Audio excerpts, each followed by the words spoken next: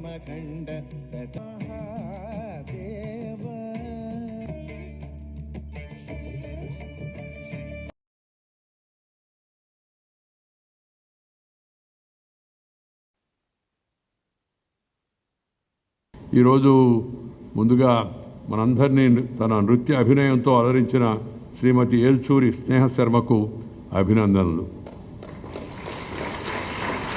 ఆమె అభినయించిన విఘ్నరాజం భజే, త్రిపుర సంహారం, కాళీయ మర్దనం ఘట్టాలు ఆయా కథలు మనకి కళ్ళకు కడుతూ ఉంటాయి.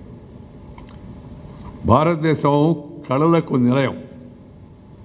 64 కళలు ఉన్నాయని చెప్తుంటారు పెద్దవాళ్ళు. మనకి కళను అభ్యసించడం ఒక ఎత్తు అయితే, కళారాధనలో జీవితాన్ని కొనసాగించడం మరొక ఎత్తు.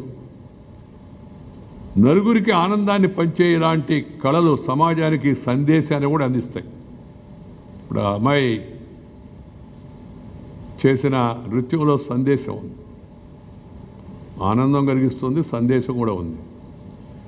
అభినయ దర్పణంలో చెప్పినట్టు యతో హస్త స్తతో దృష్టి, యతో దృష్ట తతో మనః, యతో మనః తతో భావో, యతో భావ తతో రస అని చెప్పని మన పెద్దలు చెప్పారు.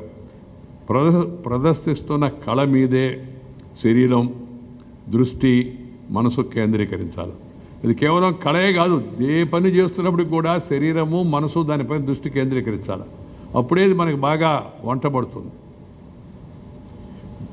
ఈ మనసు, దృష్టి, శరీరం ఇవన్నీ కేంద్రీకరిస్తే అప్పుడే భావం, తద్వారా రససిద్ధి కలుగుతుంది. ఇది మన అందరం గమనించాలి. కళలకు మాత్రమే కాదు, జీవితంలో ప్రతి సందర్భానికి ఇది వర్తిస్తుంది.